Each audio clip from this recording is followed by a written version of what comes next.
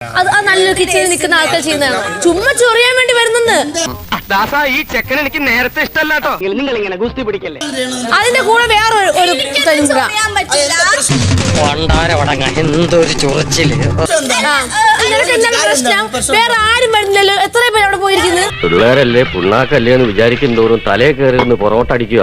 തോന്നിവാസം അല്ലാതെന്താ.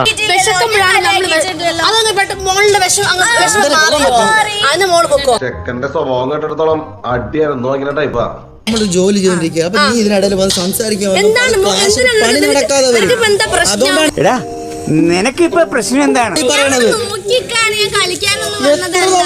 മനസ്സിലാവില്ലേ? നീ പോയ നിന്റെ ജോലിയൊക്കെ അങ്ങനെ എന്നെ ഒഴിവാക്കാൻ ശ്രമിക്കരുത്. ഞാൻ കൊണ്ടിട്ടേ പോവൂ, കണ്ടിട്ടേ പോവൂ.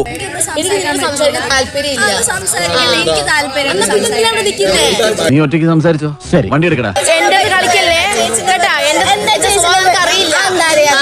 കൊമ്പനാനെ ഉള്ളിടത്ത് കുഴിയാനെ മതിക്കണ്ട.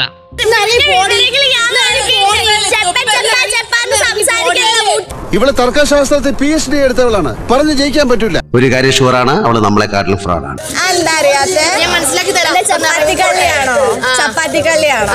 ഇവളെ ഇന്ന് ഞാൻ വേൾഡിൽ ഇതുപോലെ ഒന്നേ ഉള്ളൂ. ഇവളെ ഉണ്ടാക്കിയ ശേഷം പടച്ചോനെ അച്ഛൻ ഉടച്ചു കളഞ്ഞു.